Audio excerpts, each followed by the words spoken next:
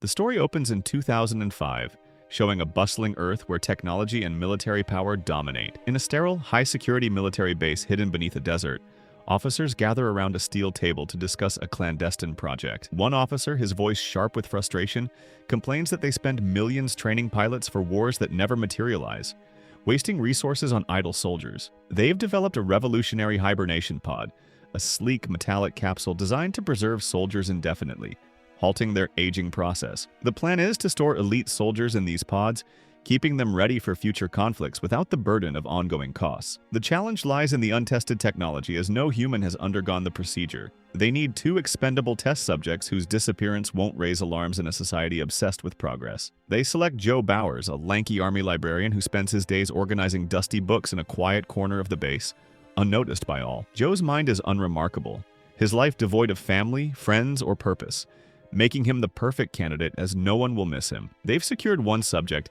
but the experiment requires a second, a woman equally inconsequential to the world. They choose Rita, a prostitute working in a dimly lit brothel, her life disconnected from society, ensuring her absence goes unquestioned. The experiment operates in secrecy, hidden from government oversight to avoid ethical scrutiny. Joe and Rita are escorted to separate pods in a sterile lab, the air humming with the buzz of machinery. Rita, accustomed to human warmth, panics in the claustrophobic pod, her breath shallow as she clutches the walls. Joe, his voice calm yet weary, reassures her through a comlink, explaining that the pod will keep her alive and youthful for decades. He warns that without it, her youth will fade in 10 years, leaving her forgotten in a harsh world. Both are sealed inside their pods, the glass lids hissing shut, and the facility is locked down under maximum security. The mission is classified as top secret, known only to a select few. Days later, the project's lead officer is arrested in a dramatic drug smuggling bust, halting the experiment abruptly. Bulldozers raze the facility, reducing it to rubble, leaving Joe and Rita's pods buried beneath tons of debris. Their pods, still active, remain hidden in the wreckage, preserving them in stasis. Time creeps forward and 500 years pass, transforming Earth into a chaotic, unrecognizable wasteland by 2505. Humanity has devolved, with intelligence levels plummeting to animalistic lows, their minds dulled by centuries of neglect and mindless entertainment. People stumble through life, unable to solve even basic problems, their speech crude and actions erratic. Their minds are corrupted, lost to a culture of instant gratification and apathy. Some cling to a faint hope that scientists will restore intelligence, but the scientists are as foolish as the masses, obsessed with trivial projects like enhancing sexual performance or growing hair on bald heads. The world is a sprawling garbage dump, with towering mountains of trash replacing forests and fields, the air thick with the stench of decay. A battered garbage truck rumbles through a landfill, dumping more waste which dislodges Joe's pod from its buried prison. The pod tumbles down a trash heap, crashing into the cluttered home of Frito, a slovenly man sprawled on a couch, munching popcorn while glued to a TV blaring mindless shows. Frito, his eyes half open, ignores the pod's intrusion, indifferent to the chaos in his filthy apartment. Joe emerges from the pod, his body weak and disoriented from 500 years without food or water, his legs trembling as he steps into the flickering neon light. He asks Frito, his voice hoarse, where the nearest military base is, desperate for a link to his past. Frito, annoyed at the interruption to his TV marathon, tosses Joe outside into a trash-strewn alley without answering. Joe, stumbling through the littered streets, notices a neon sign with crude, vulgar words. Shocked by its brazen display in this decayed society, he wonders how a shop can advertise such profanity openly, a sign of the world's decline. Wandering further, he encounters rough locals lounging on broken sidewalks, their clothes tattered and faces blank. He politely asks if they know where scientists work, hoping for clarity on his situation. One responds with a barrage of insults, using terms like brother and sister as casual curses, their voices dripping with scorn. In this era, language has devolved, with insults replacing everyday speech, reflecting a society without civility. Joe, his mind reeling, assumes the hibernation damaged his brain, causing confusion. He heads to a dilapidated hospital, its halls piled with trash and reeking of neglect, to check his mental state. He approaches a rusted faucet for water, but it dispenses a sugary energy drink, its neon color startling him. He asks a passing man, his face smudged with dirt, where to find drinking water. The man laughs, saying water is only for toilets, then walks away, chuckling as if Joe's request is absurd. Joe, parched and desperate, visits a bizarre doctor in a grimy exam room, cluttered with debris. The doctor, wild-eyed and unprofessional, hands Joe 3 pipes, instructing him to place one in his ear, one in his mouth, and one in his rear. Moments later, the doctor claims the mouth pipe belongs in the rear, and the rear pipe in the mouth, His logic nonsensical. Joe, repulsed, vomits on the floor and flees the chaotic hospital. He finds another doctor, a chain smoker in ragged clothes who curses with every breath, his office a mess of cigarette butts and broken equipment. Joe pleads for medicine to reach a military base, his voice tinged with desperation. The doctor, squinting through a haze of smoke, assumes Joe has mental trauma from some unknown shock. Joe's eyes catch a calendar on the cluttered desk, displaying the year 2505 in bold digits. He peers out a cracked window, seeing a cityscape of neon billboards, garbage heaps, and crumbling buildings.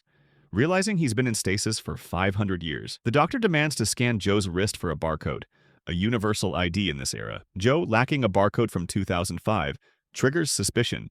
His presence an anomaly. Alarms blare through the hospital and Joe bolts, escaping as police are summoned to capture the unidentified man. Running through the chaotic streets, Joe grasps the world's dire state. Everyone is a fool and society teeters on collapse, consumed by stupidity. Seeking a moment of respite, he enters a movie theater, its seats filled with people laughing hysterically at a film showing a man's backside for hours, a symbol of cultural decay. Police spot Joe in the crowd and arrest him, dragging him from the theater in cuffs. The next day, he's caged in a ramshackle courtroom, the air thick with jeers. His lawyer is Frito, the same man whose home his pod crashed into, now dressed in an ill-fitting suit. Joe faces charges for not paying a hospital bill and lacking a barcode, crimes that amuse the courtroom. The judge and spectators laugh, mocking Joe's confusion. Joe tries to explain that no human lives 500 years, his voice earnest. But the judge dismisses him, sentencing him to 500 years in prison, an absurd punishment. A dog-like collar is clamped around Joe's neck, and he's led to a machine to implant a barcode, its needle humming ominously. A primitive computer tests his IQ for prison labor, asking the hardest question. If you have 2 buckets of water and use both, how much water remains? Joe answers, none, stunning the operators as the first to solve it, a feat beyond this era's comprehension. He's sent to a grimy jail, but Joe, using his relatively sharp mind, outsmarts the dim-witted guards and escapes into the night. Meanwhile, Rita emerges from her pod, disoriented but quick to adapt to this strange world. She resumes her old profession, exploiting the era's stupidity to earn money with ease, her charm a stark contrast to the dull masses. Joe tracks her down in a neon-lit district, recognizing her from the 2005 experiment. He explains they've jumped 500 years into the future, his voice urgent as he describes the world's decay. He enlists Frito's help to find a time machine to return to 2005, promising to deposit money in Frito's account. A lure for the greedy man? Frito, enticed by wealth, agrees, his eyes gleaming at the prospect. He leads Joe and Rita to a sprawling, chaotic market, its stalls overflowing with junk, where a time machine is rumored to be hidden. A scanner detects Joe's new barcode, alerting police to his exact location, sirens wailing in the distance. They flee through crowded alleys, arriving at a trash-covered White House, its once grand facade crumbling under piles of debris. Inside lives President Camacho, a boisterous former wrestler who gained fame in thousands of adult films before becoming leader. His actor, known for bold roles, brought similar energy to another charismatic character in a different film. The White House is filled with self-proclaimed geniuses, adorned with medals for trivial achievements like eating contests. They hail Joe as the smartest man alive for solving the bucket question, a puzzle they find impossible. Camacho arrives flanked by an entourage of women, his presence commanding yet absurd. He examines Joe, his voice booming, and declares Joe will solve their food. Crisis, as crops have failed for years. The crowd erupts in cheers, desperate for salvation. Camacho, waving a gold-plated gun, insists Joe can make crops grow, his confidence unshakable. He performs a theatrical dance, hyping the masses with wild gestures. In this era, farming is a lost art, leaving food scarce and society starving. Joe, Camacho, and Frito visit barren fields near a museum, where the time machine is supposedly kept, the soil cracked and lifeless. Joe requests Rita's presence, and she's brought to join them, her expression wary but curious. Joe pulls Rita aside, speaking privately about escaping this world and finding the time machine.